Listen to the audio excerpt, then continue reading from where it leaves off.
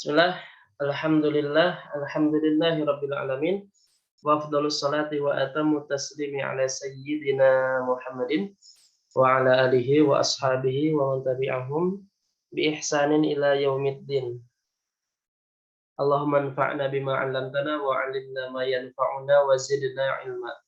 Subhanaka la ilma lana illa ma 'allamtana innaka antal alimul hakim. Rabbana syrah lana sudurana wa yassir lana umurana wahlul 'uqdatan min alsinatina yafqahu aqwalana. Baik, alhamdulillah pada sore ini kita lanjutkan kembali kajian kita matan penutup dari bab i'rab ya. Meskipun nanti pembahasannya masih ada lagi itu tapi di luar matannya itu tentang bina. Baik.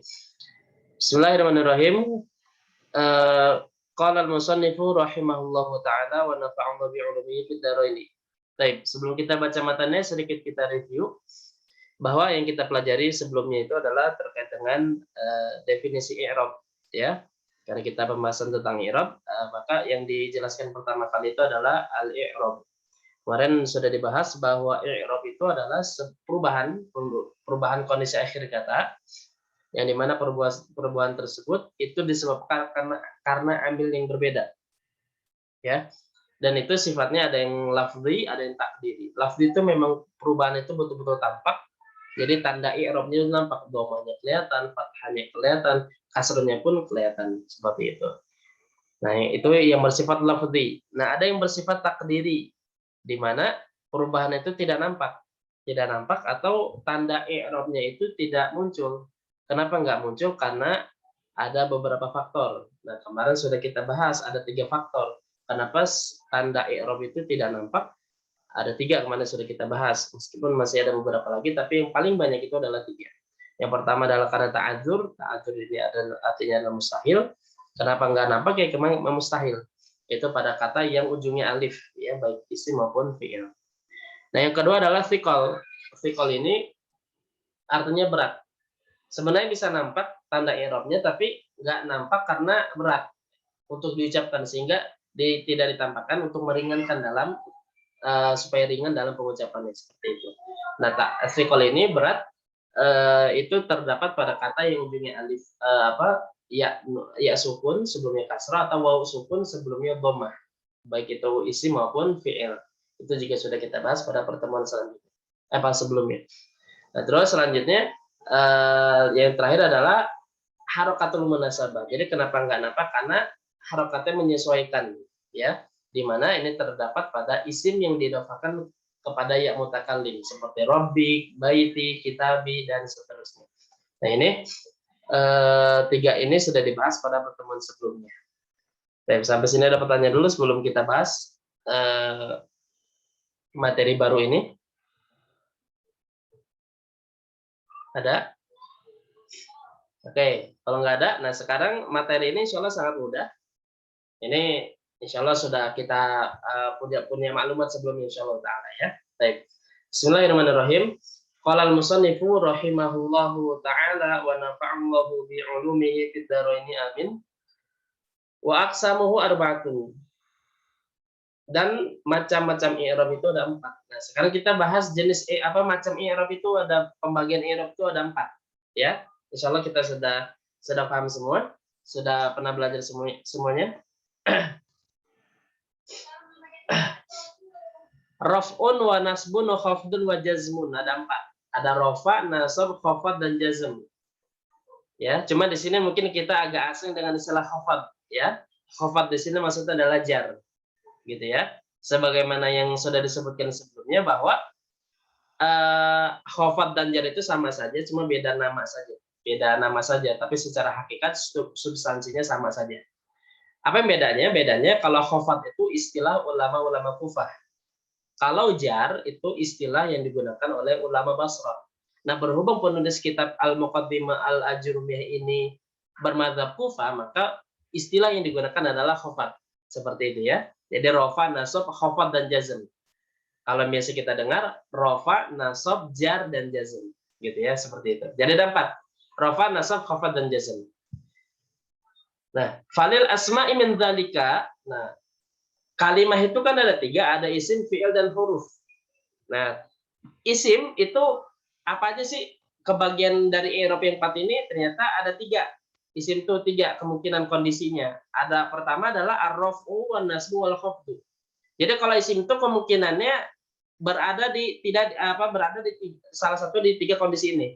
Yang pertama kalau enggak dia rafa, nasab atau khafat atau jar. Gitu ya. Kalau enggak rafa, nasab atau khafat.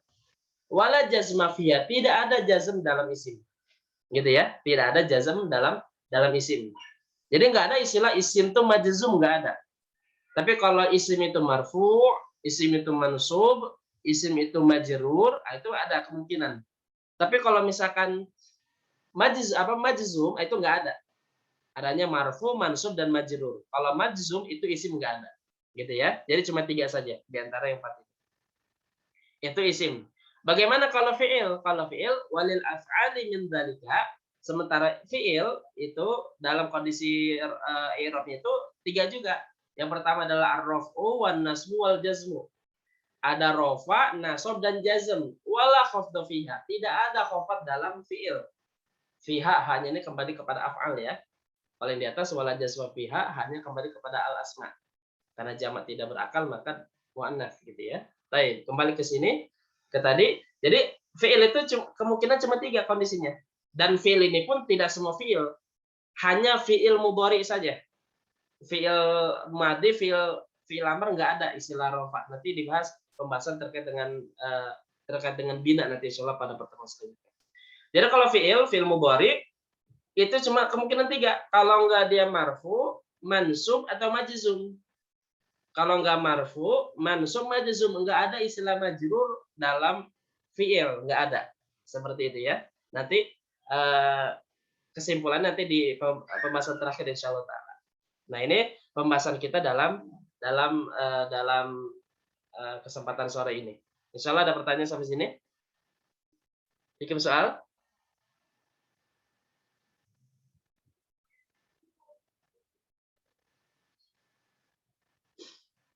Ada pertanyaan sampai sini?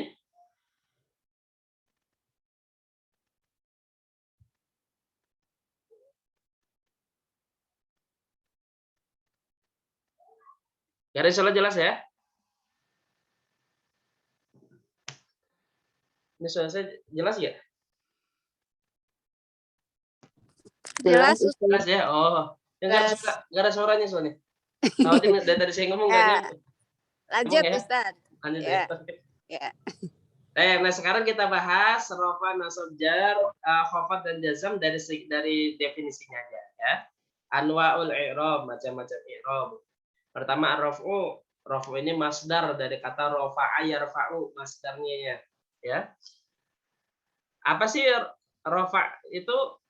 Logatan secara bahasa al-ulu, tinggi, wal irtifa ataupun di atas. Rafa'a itu artinya mengangkat, jadi tinggi.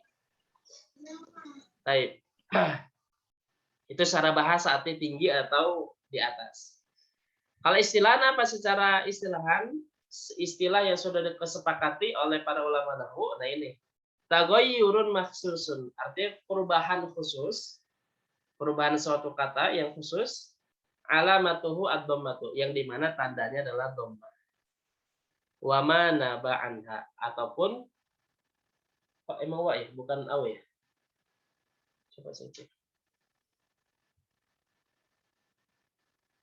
Oh iya benar. Ya, jadi sebuah perubahan khusus yang dimana tandanya dhammah. Wa ma naba anha, ataupun tanda lain yang dimana bisa menggantikan dhammah. Nanti kita akan belajar ternyata rofa itu tidak selalu dhammah. Kadang rofa itu bisa wawu, bisa alif, bisa nun. Nanti insya Allah akan kita pelajari. Ternyata kalau rofa itu ada 4 macam. Ada wawu, ada dhammah, wawu, alif, dan nun. Nanti insya Allah taala. Gitu ya. Jadi perubahan khusus yang dimana tandanya dhammah ataupun yang tanda lain yang menggantikan dhammah tadi. Seperti wawu, alif, dan nun. Contohnya apa? Bagaimana? Contohnya kalimat yaqumu aliyun. Ali sedang berdiri. Di mana di sini ada 2 lafaz yaitu yaqumu dan aliyun itu sama-sama dhammah. Yaqumu fi'il ini kondisinya rafa ataupun marfu, begitupun aliyun ini isim tandanya dhammah. Ya. Berarti dia rofa seperti itu ya. Nah, ini namanya rofa. Baik. Satu lagi yasdahul bulbulu. Burung bulbul itu sedang berkicau. Sama dua-duanya ini kondisi rofa. Kenapa? Karena harokat akhirnya adalah dhammah.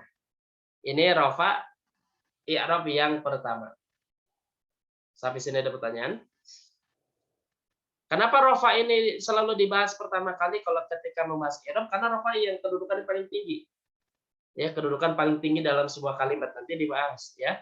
Yang dibaca marfu itu kan kalau isim itu mubtada, khobar, fa'il, naibul fa'il, isim kana dan khobar inna itu kedudukan yang kuat dalam sebuah kalimat. Gitu ya. Ini rofa dari segi bahasa dan istilah. Ada pertanyaan sampai sini?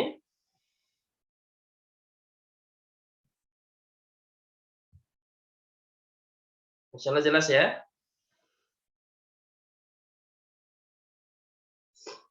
Baik, yang kedua adalah an-nasbu, nasab. Kalau kita tuh sering nasab disebutnya ya.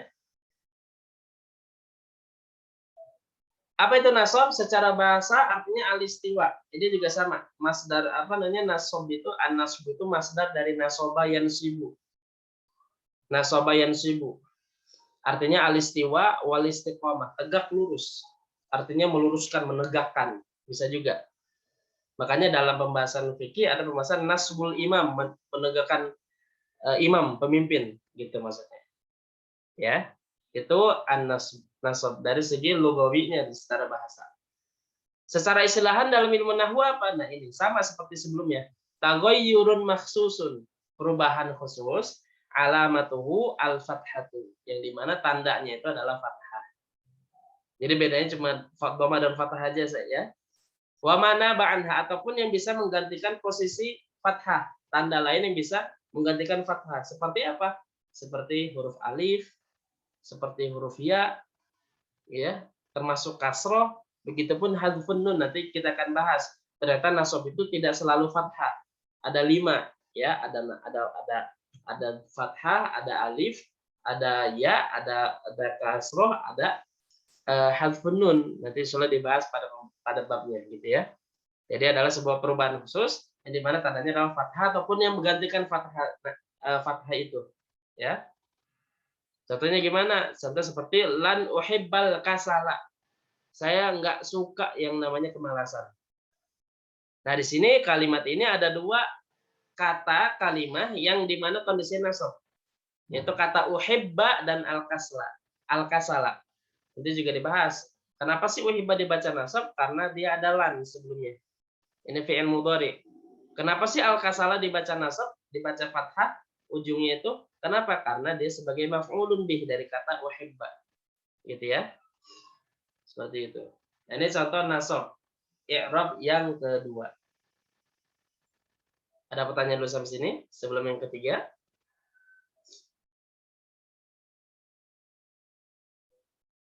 Baik. Kalau yang nggak ada, nah sekarang khafad. Khafad ini maksudnya jar ya. Apa itu khafad? Secara bahasa lugatan at-tasafful, arti rendah. Ya. Dalam Quran Allah Subhanahu wa taala katakan wahfid janahaka.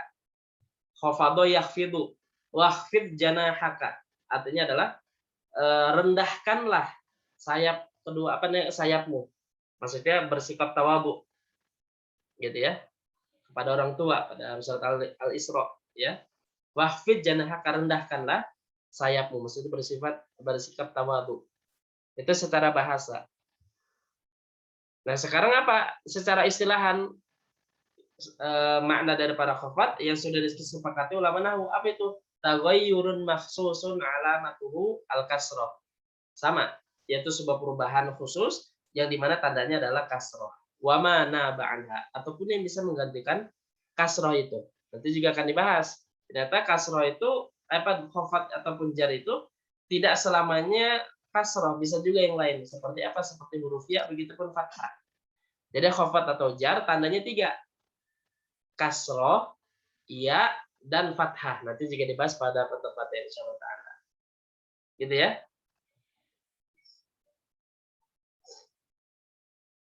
Ada pertanyaan sampai sini? Ya.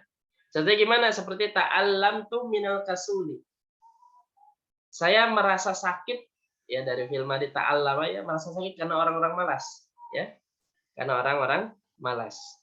Nah, di sini ada satu kata yang dimana kondisinya khofat atau jar, yaitu kata al-kasul. Kenapa alasan dibaca jar atau khofat? Karena ada min sebelumnya. Ini juga sudah dibahas. Min termasuk huruf khofat, ya, yang menjadikan kata setelahnya dibaca khofat ataupun majrur, ya. Saya merasa sakit karena orang-orang malas, gitu ya, seperti itu. Baik. Ini i'rab yang ketiga, yaitu khofat atau jar. Yang terakhir adalah jazm. Ini juga sama, masdar. Semuanya ini rofa, nasab, khofat dan jazm ini semuanya masdar, ya. Bentuk katanya itu masdar. Dari kata kalau jazm ini dari kata jazama yajzimu. Jazama yajzimu. Apa itu artinya? Makna itu adalah al-qata'. Al-qata'. Artinya memutuskan atau memisahkan. Ya. Itu secara bahasa. Adapun secara istilahan yang disepakati ulama nahwu adalah taghayyurun makhsusun alamatuhu as-sukunu wa ma naba'anhu. Itu di mana perubahan khusus yang tandanya adalah sukun ataupun yang menggantikan sukun. Nah, nanti juga ada ternyata jazm itu tidak selamanya sukun tapi ada tanda lain. Nah, kenapa di sini al-jazm itu karena sukun gitu karena kalau ketika sebuah kata misalkan nanti contoh seperti yafuz. Nah, kenapa jazm itu sukun? Karena memotong harokat gitu. Dipotong harokatnya jadi mati gitu. Jadi jazm. Makanya disebut sukun, diam gitu ya. Seperti itu. Nah, ini jazm. Contohnya seperti ini, lam yafuz mutakasibun. Orang yang malas tidak akan meraih keberhasilan. Di sini ada satu kalimat, satu kata dalam kondisi jazm itu kata yafuz, dari kata faza yafuzu. Karena jazm jadi yafuz. Aslinya yafuz. Cuma wawunya sukun, zainya sukun, maka wawunya dihapus. Jadi yafuz. Gitu ya.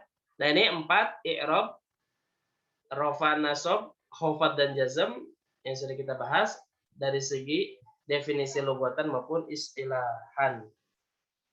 Sampai sini ada pertanyaan? Nggak ada, Ustadz. Insyaallah jelas ya. Ini cuma ini aja. Teori istilah mengenal ini saja ya. Seperti itu.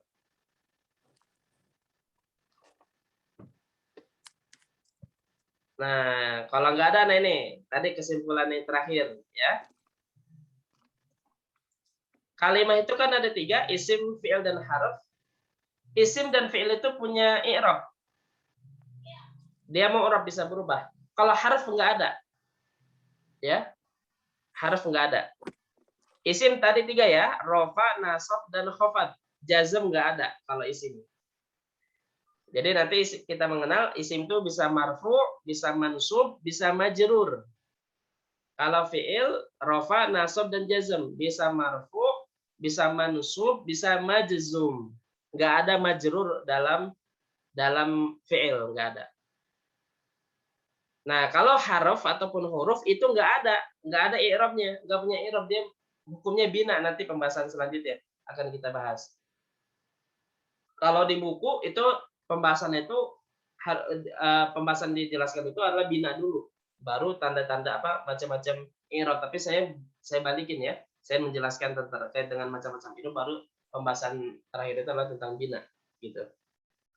Baik. Gitu. Jadi kalau huruf itu nggak mungkin istilahnya tuh dia tuh marfu, mansub, majrur, majzum, nggak ada. Dia selamanya mabni. Kalau huruf karena nggak punya kedudukan dia seperti itu ya. Baik. Nah, di sini rafa nasab saya kasih tanda kuning, maksudnya apa? Maksudnya dia bisa dua-duanya. Rafa nasab itu bisa isim, bisa fi'il. Kalau yang khafat jazm ini warna apa nih? Warna hijau apa nih? Warna itulah pokoknya ya. Itu cuma satu doang. Kalau khafat ciri khusus isim, kalau jazm khusus fi'il. Nggak mungkin isim seperti itu ya. Nah, ini kesimpulan dari pembahasan apa namanya macam-macam ini. Sampai sini ada pertanyaan dulu.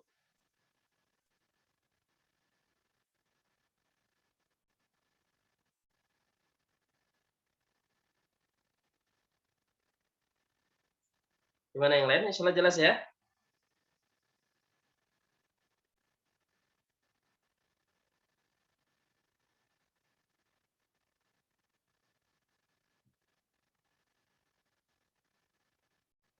Gimana? Insyaallah nih kalau diem semua berarti paham insyaallah ya. Baik. Ada yang mencoba menghafal matannya nggak? Ada nggak? Nggak apa-apa, nggak apa-apa. Ya, baik. Nanti insyaallah setelah ini kita nggak langsung masuk bab ma'rifati alamatil i'rab. Ini karena pembahasan matan ini matan terakhir dalam bab i'rab ya. Ini nih matan terakhir dalam bab i'rab. Tapi sebelum masuk ke bab selanjutnya ada pembahasan yang dimana tidak dijelaskan oleh penulis Al-Muqaddimah Al-Jurmiyah, yaitu lawan dari i'rab yaitu bina. Ini tidak disebutkan ya. Makanya dalam kitab At-Tuhfatus Tsaniyah, syarah dari kitab Al-Muqaddimah Al-Jurmiyah ini beliau menjelaskan tentang bina. Karena penting untuk dibahas. Karena kalau bahas tentang i'rab saja itu nanti ketika dalam prakteknya menemukan sebuah kata tapi kok nggak berubah ataupun bina mabni, maka itu agak kesulitan kalau sebelumnya tidak dibahas. Makanya dibahas oleh Al-Muqaddimah Al-Jurmiyah. Nanti insyaallah pekan depan akan kita bahas tentang bina sebagai penutup dari bab tentang al-i'rab. Sampai sini ada pertanyaan lagi? Ada fikum soal?